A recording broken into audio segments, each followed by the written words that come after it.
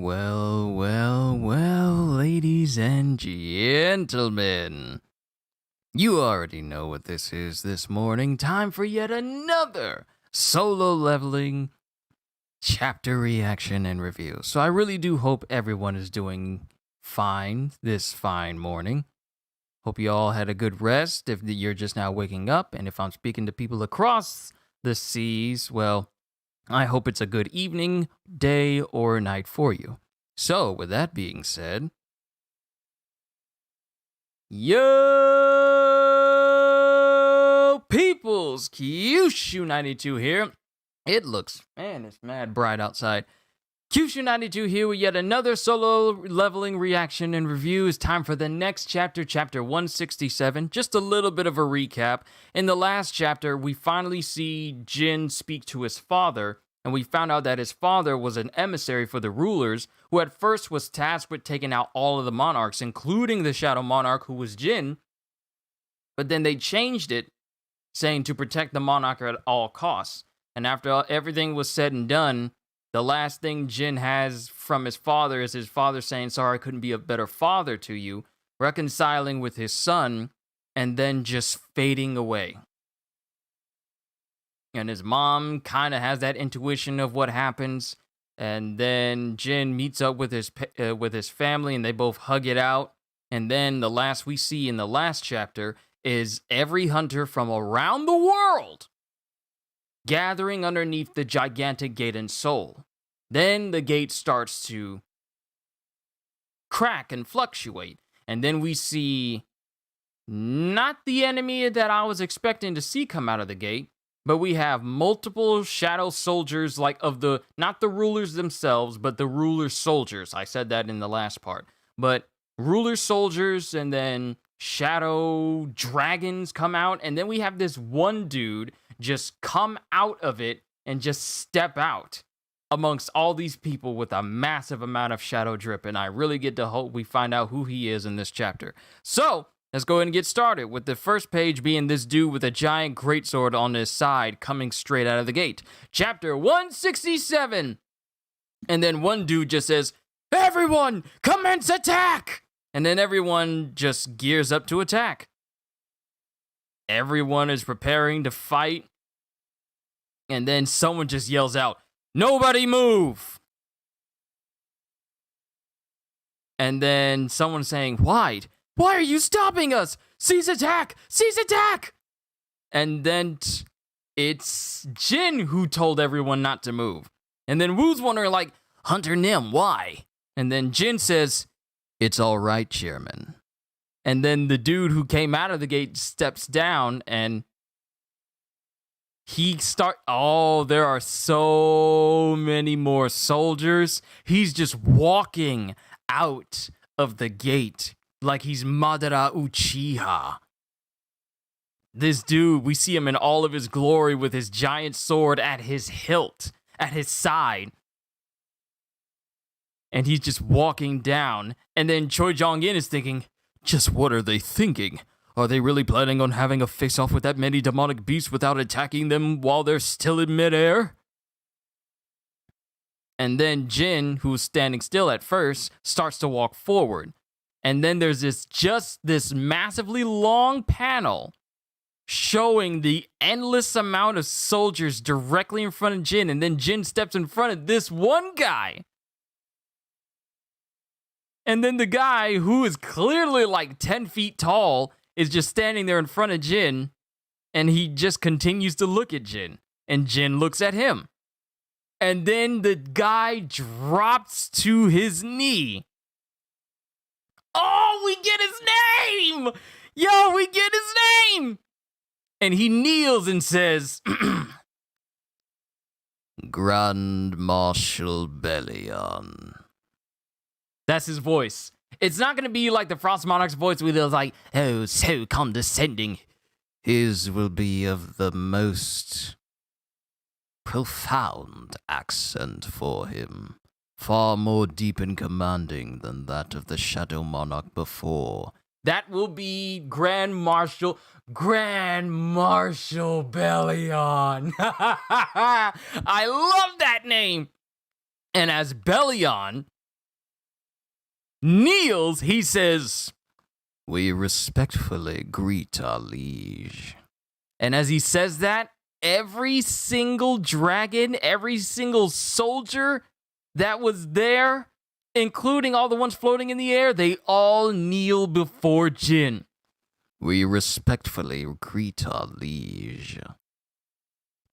And then Wu was all like, "What the heck are they? What's going on here?" And then Andre standing with Leonard Nierman. Leonard Nierman is always near Andre, but Leonard never gets a chance to shine. Then Andre says, "Do you see them?" And then Nierman says, "I can. Even just one of them could threaten humanity. Yet there are 3 of them gathered in one place." And he's speaking of the giant dragons that are all kneeling in front of Jin. And then Jin thinks, "This is the real Shadow Army. This must be what the previous Shadow Monarch Ashborn left behind for me." And then as he's saying that, we cut to another panel with all of his major shadows, such as Tusk, Greed, Iron, Tank, Igris, Beru, and they're all just coming out of his shadow as well, or it's just like really showing all of his own personal shadows there, including all the giants that he turned into shadow soldiers as well. Remember, Jin has giants. Now he has giants and dragons. And then Jin just thinks, now's the start of the real war. And now we cut to a few days later. I love Grand Marshal Bellion. I love him. Oh, I love him already.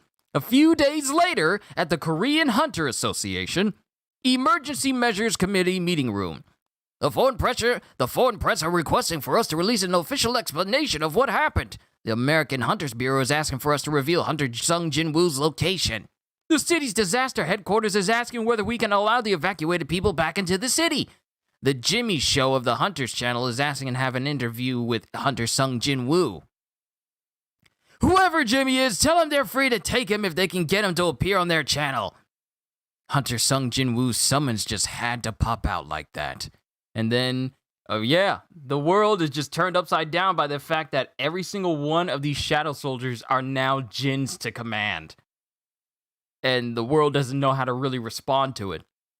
And Wu says, then are you telling me that demonic beasts should have come out of the colossal gate instead? Huh?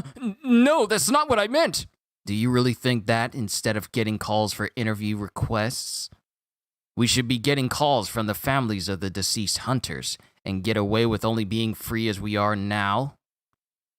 Hundreds of thousands of demonic beasts came out of the colossal gate, and they have been absorbed into Hunter Sung Jin Woo's army. Who would have ever thought? I'm well aware of how confused everyone feels due to Hunter Sung Jin Woo's sudden disappearance. I had to double check for a second to make sure my mic was good. But this isn't the first time he has disappeared like this. We need to start getting used to this. If we, as the Hunter Association, can't understand the agonies of Hunter Sung Jin Woo, then who could?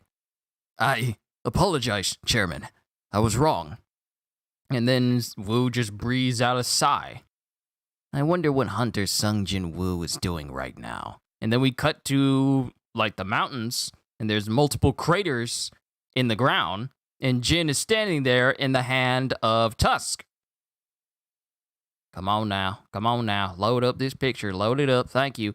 Okay, so he has his entire army out. Is he pitting his own personal army versus the army that Ashborn left behind? Because he's standing up from a very high up location. And I'm just seeing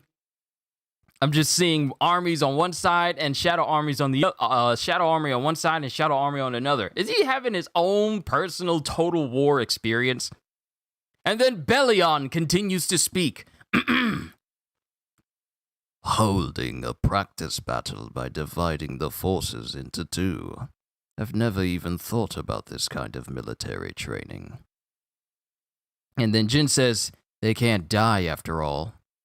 And then Beru comes up and floats. My liege, please test my qualifications for the Grand Marshal position. Oh, Bellion just showed up with the Grand Marshal position, and Beru wants to see if he has what it takes to take that position. Beru already wants to get promoted. And Jin is just looking wide-eyed like, qualifications to be a Grand Marshal? And then Bellion is just looking on in silence. And then both Beru and Bellion are just face to face with Beru saying, "As a commander, I challenge Grand Marshal Bellion to a battle." And then Jin says, "A battle between two commanders, huh?"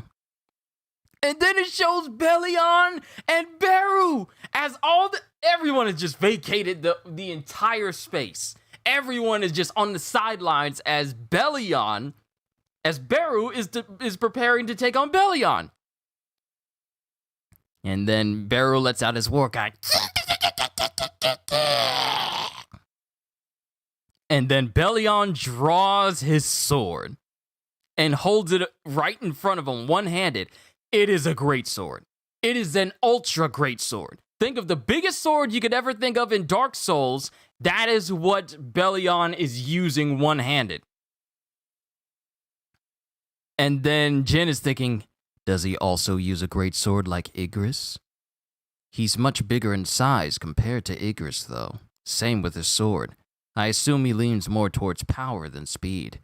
And then Beru just launches at Bellion. And Jin thinks, then Beru might have a chance. And then Bellion opens his eye.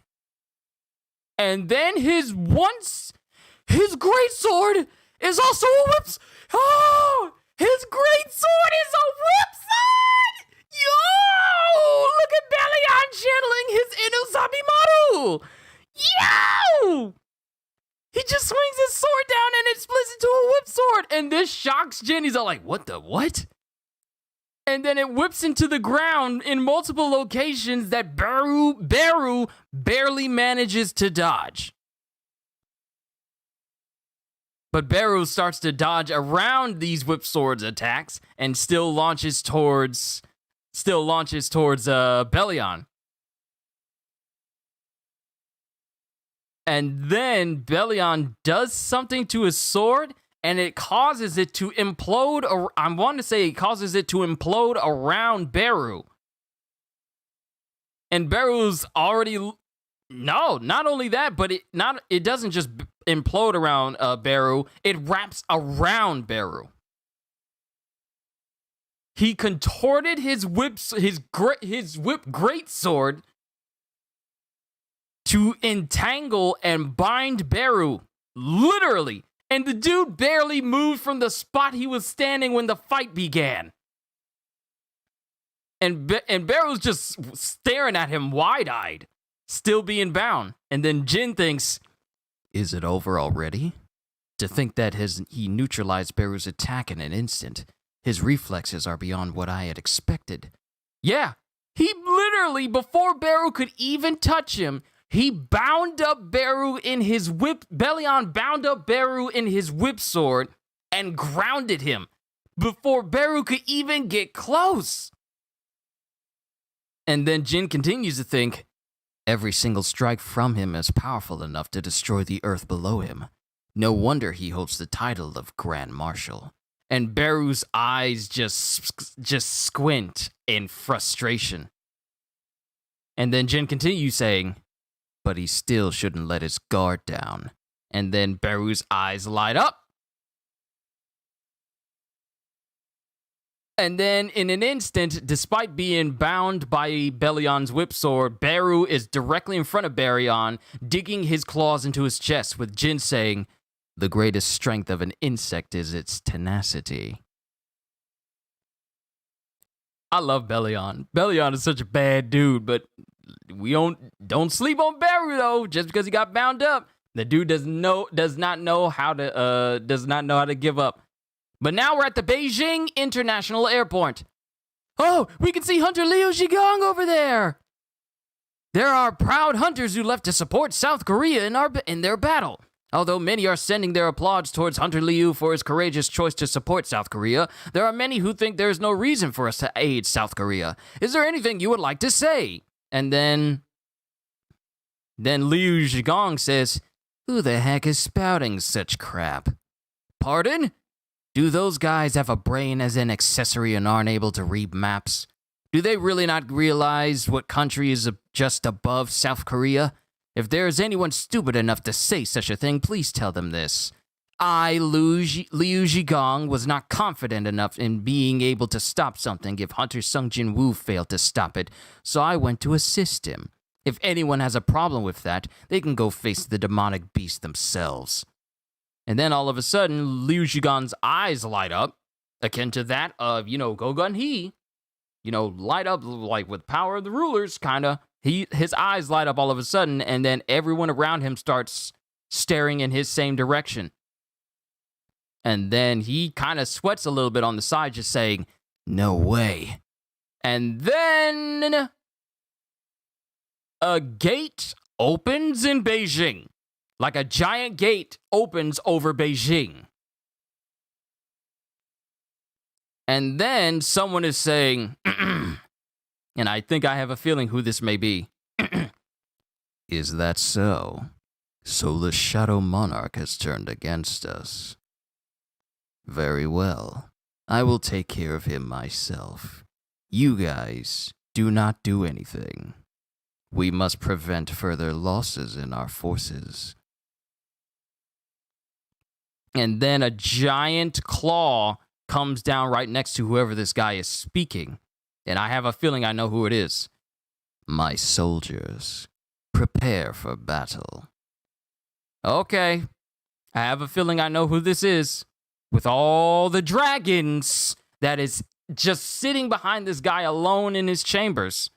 This has got to be the Monarch of Destruction. And he's ready to fight. And that's the end of the chapter. All right, ladies and gentlemen. That was a hype chapter. I like that. We found out his name is not only Bellion, but Grand Marshal Bellion. And Beru already sees his spot as one that he needs to go after and challenges him to a fight, and Bellion in an instant just brings him down, but then Beru launches at him. We don't see the end of the fight. We don't see the end.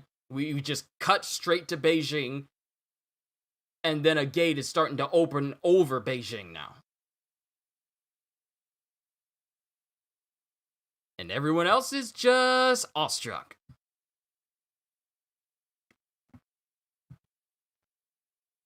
Okay, now let me see. Now let me see what you guys have said. What's going on? Cohagen, Deadly23, Caseon, I really hope I said that. Heezy, Ramil, Jeremy, We Disney. Good to see everyone here. Johnny. Yeah, Bellion is strong. I did not think that his sword was going to be a whip sword. That's hotness. It's an ultra great sword, but it also can turn into a giant whip. So that means he is the right wing because Igris is the left. Now, I know the Frost Monarch called Igris one of the wings of the Shadow Monarch. So obviously that means that Bellion has got to be the other wing because he's the only person with a name that came out of that gate. So that means that both Igris and Bellion are, right-hand soldiers. Hold on, let me see the image you just brought up, Cohagen, real quick. I gotta eat me some breakfast. I haven't eaten breakfast yet.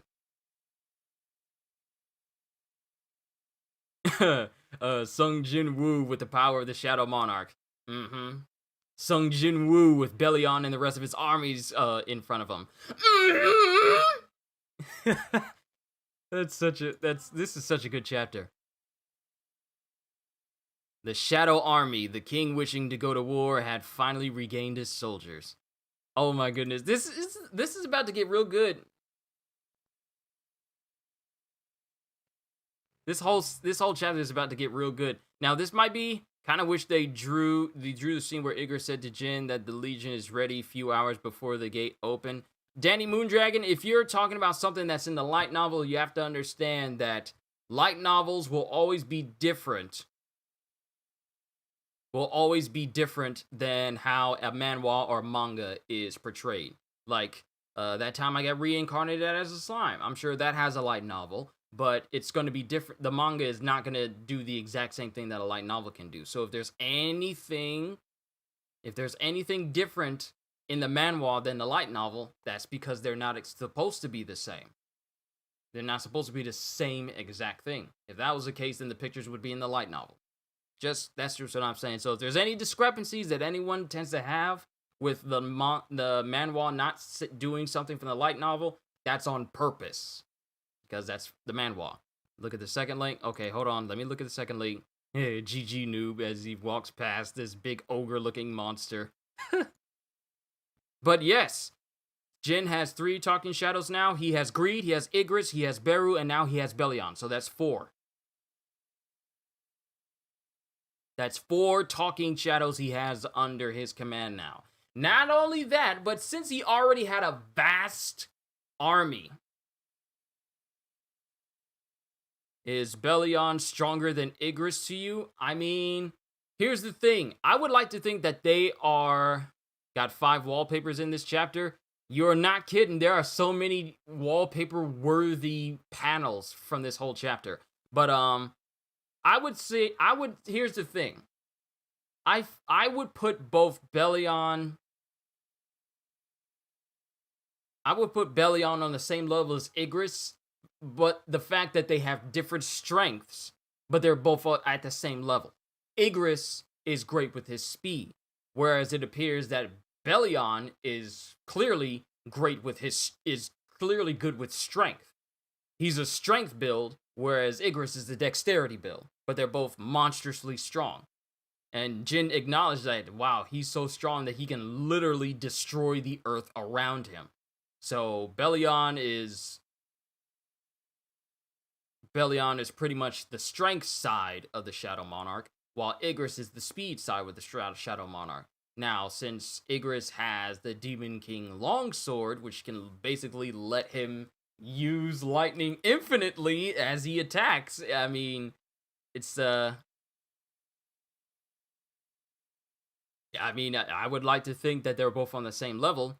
I wonder in what way the duel of Beru versus Belion ended. Did it end with Beru's claw in Belion, or did it continue after? Here's the thing, the chapter doesn't show what happens during after that moment when Beru dug his claws right into Belion. It just cuts straight in the same panel. It cuts straight into the Beijing International Airport. So that's a little bit ambiguous. It's a little bit ambiguous for us to find out what that is, how that outcome came to be. So we'll just have to wait and see, or maybe we'll just have to find out in another chapter or whatever. But the big thing from this chapter is that even though Liu Zhigong is coming back from going to South Korea to try and lend a hand with everything that was going on there, a gate has appeared over the Beijing International Airport. Literally just over Beijing. Let's just say over Beijing.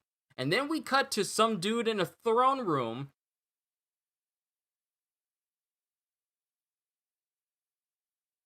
and he's saying, though, the Shadow Monarch betrayed us.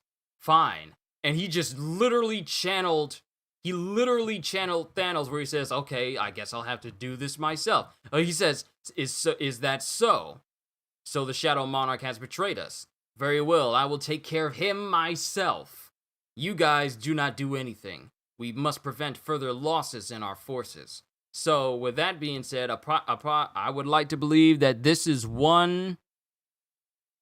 I wonder who that is in the background. Wait a minute. Hold up.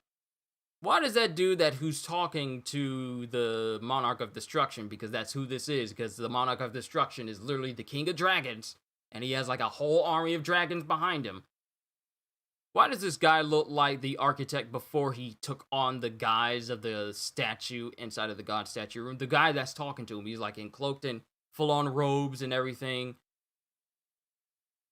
Or it could be just like a mage, one of the mages that the architect came from. But he's speaking to him, and the Monarch of Destruction saying, "Is that so? So the Shadow Monarch has turned against us. Very well, I will take care of him myself. You guys do not do anything. We must prevent further losses in our forces." Literally just saying, "I'll take care of him myself because I don't want him killing any more monarchs." And as he says this, a giant dragon hand just, just places itself next to him, and you know how dragons are. Dragons are not soft-footed, so it just crashes right next to him. And there's like several dragons all around him saying, "My soldiers, prepare for war." The Monarch of Destruction's soldiers are dragons. His soldiers are dragons. Now, we've seen how big dragons are. If he has an entire army of dragons just sending them out, causing destruction, that is going to be far more devastation than any other large giant type monsters we've seen in this entire story. Like, we've seen the giants, and they've caused so much destruction. But dragons, like entire battalions and armies of dragons. You already see that guy around beginning of season 2 with the Frost Monarch. The guy, okay, so I was so used to seeing like his face before. This was when the monarchs were having their Akatsuki meeting, wasn't it? And he said like, I'll have nothing to do with what you and the Beast Monarch are doing, Sun Jinwoo. Is that who it was? Because if that's the case, then yeah, my mistake. Let me correct that right now before I get comments saying that. If that's that guy, then I guess he's the one reporting the stuff that's going on right now. So the dude with the special armor. Random scams? Who the heck is you? I don't know who you is. Oh, that's not good. So if that's that same guy, I think he is the monarch that you decided to have a Russian accent. Hey, Danny Moondragon, you remembered! You remembered I did that accent. Ooh, someone's been paying attention. But yes, since Yuri Orlov is gone now, I can devote that Russian accent to him. So if he's the guy that's relaying all this information to the monarch, then we still have some left. So Belian, Igris, and Beru are stronger than Thomas. Yeah. Yeah, pretty much. Because seeing as how Jin has assumed the entire full power of the Shadow Monarch now, all the power that Beru and the rest of them had.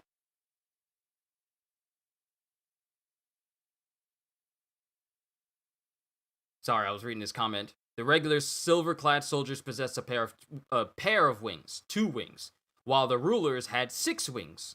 And from that fact, just try to estimate the level of Belian's capability. Belian is crazy strong, because Belian has 4 wings. The regular grunts have 2 wings. The rulers, who are at the top, have 6 wings. Belian, who's directly in the middle, has 4. So just try and contemplate how insignificant anyone that is underneath him is. Belian is strong. So strong that he has the title of Grand Marshal. We thought Commander was a high rank, but Grand Marshal? That's like Grand Moff in Star Wars terms. That's like head general in like army terms. And Commander-in-Chief is Jin, obviously. But overall, yeah, Beru, Igris, and Beru is stronger than Thomas. Yeah, basically. All I know is that I'm loving this series thus far. But we're also starting to approach the end of the series, because I believe we're still in the Monarch War arc. And then after this is done, after that arc is done, we go into the final battle arc. And then it has the epilogue. I don't know the details of any of that, so I'm looking forward to how these chapters convey that to us. But overall, I've enjoyed myself with this chapter today. Did I get up out of my chair screaming and ranting? No, but this was a massively hyped chapter. Because not only did we get the name of Bellion, I was about to call him Baryon. If not only did we get the name of Grand Marshal Baryon, we also found out that he uses a giant marshal as a higher rank than general. Well, in that case, Grand Marshal that is directly underneath Commander-in-Chief. I don't really know all of my army terms per se when it comes to the hierarchy, so I was kind of a little bit iffy on that. I apologize if anyone who is actually in the military saw me butcher that entire hierarchy right there. Bellion can kill all S rank without breaking a sweat in the process. See, I don't doubt that whatsoever.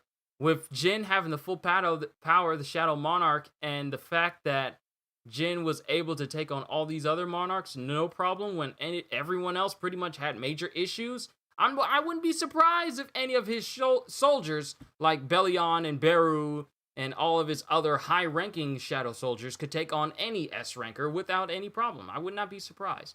But overall, good chapter. I'm not going to keep you here any longer than I already have. All I know is that more solo leveling is always good, and I really hope that you guys enjoyed this little reaction that I did for you guys here today with my voices, and I hope you were all entertained. That is all that I seek from all of you whenever I do this. 26 people, I will never get used to having such a high number of people, and I consider 26 people a high number of people who come in and watch my streams. I'm eternally grateful. I really do hope you all enjoyed what you saw here today. If you're just now coming in, well, don't worry. This stream will be up a little bit later for you to roll back and watch through the whole thing, and you guys can enjoy it that way. But just know that I am grateful that you guys...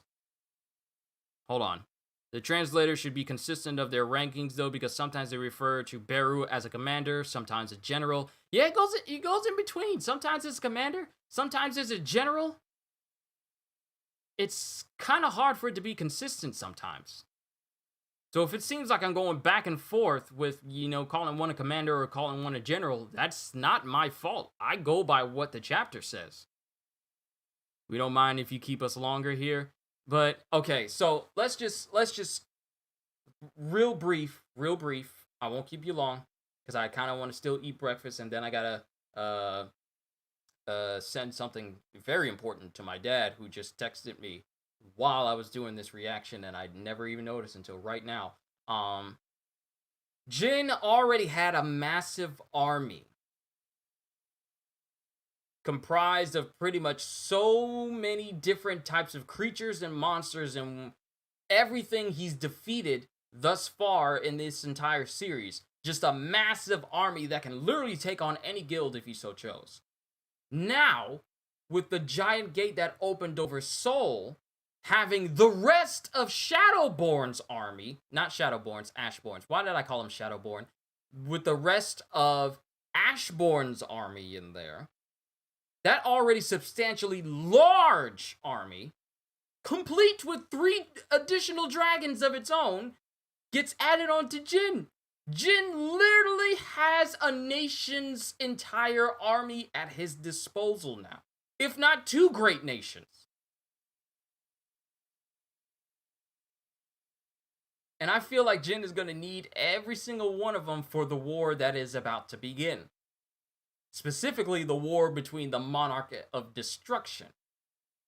And seeing as how he has entire dragons as his own regular soldiers, I can only imagine the devastation and the power that we're going to be seeing in the next coming chapters. I gotta figure this out real quick. I need to find out how long have I been doing solo leveling, because I kind of draw a blank on how long I've been doing this. When was my first solo leveling stream when I reacted to it? Hold on, I need to find out. View full playlist, chapters 0 through 10. When was my first reaction? My first reaction was in October 22nd last year. So next month on the 22nd will be a full year that I've done reactions to solo leveling. I never thought that I would not only garner this much attention for the channel when I did this, but also the people who enjoy me reading through these as well. almost a full year of me reading through Solo Leveling as these chapters come out. And I've been making sure I've been grabbing the volumes whenever they release as well. You know, support the official release.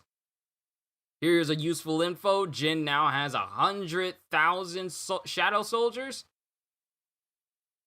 Jin's broken. Jin's broken. They need to go ahead and let us know what's going on with that Solo Leveling mobile game. Like, I know they're still working on developing the show, like the TV show and whatever, but they need to give us an update on the Solo Leveling video game. Come on now. Don't keep us waiting. I needs a game that's like Solo Leveling because I love the series this much. It's so good. Whenever I play games that got magic in it or can let you raise the dead or whatever, like a Necromancer, I just want it to be a Solo Leveling video game.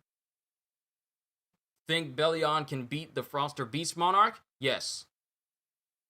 Because if Icarus was able to give the Frost Monarch a hard time when Jin was off killing the Beast Monarch, Bellion would have no trouble whatsoever.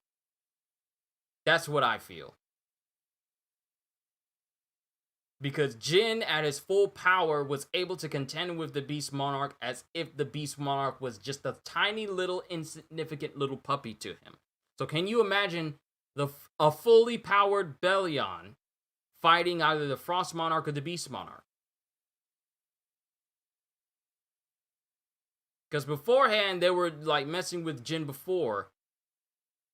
And Jin wasn't at full power. He came back with full power. The Beast Monarch not only dipped, but he was also the very first to die when he came back. I know the Plague Monarch is already dead, but do I think Bellion can beat the Frost or Beast Monarch? I feel like he could beat both. Just from his presence alone and the aura that he gives off, there's some monstrous strength behind him. And I wouldn't be surprised if he's able to contend with monarchs on his own, except for the Monarch of Destruction himself. But we'll have to see how things progress with I keep wanting to say Beru, but then I default to Baryon and it turns into Baryon. But we'll have to see how things progress between Bellion and Beru in terms of their, I feel like there's a rivalry that's going to build up between Baryon and Beru, with it being more on Beru's side who wants it to be a rivalry. Baryon is just there. He's just chilling. He's like accepting challenges from individuals like Beru like it's nothing. He's all like, okay, we'll fight. I won't move though, so let's see what you got. Binds up Beru and puts him on the ground, but Beru, being the tenacious insect shadow soldier that he is, still doesn't want to give up on the fight. So I can only imagine the rivalry that builds between these two. I feel like the rivalry between Bellion and Beru is like Might Guy and Kakashi's rivalry. Sure, Kakashi acknowledges the rivalry, but Might Guy is the one who initiates it every single time. I get that vibe between Beru and Bellion right here. Bellion is Kakashi, while Beru is Might Guy, ready to initiate yet another competition. Baryon versus Beru, Bellion. I'm sticking with Bellion. Bellion sounds good, but I like Bellion. Bellion. Grand Marshal Bellion. But I'm not going to keep you here any longer than I said that I probably wouldn't have. We're getting close to about a good 40 minutes. All I can say is I am happy to do these chapters. I am happy to read through these chapters as they release. And I really do hope you all enjoyed.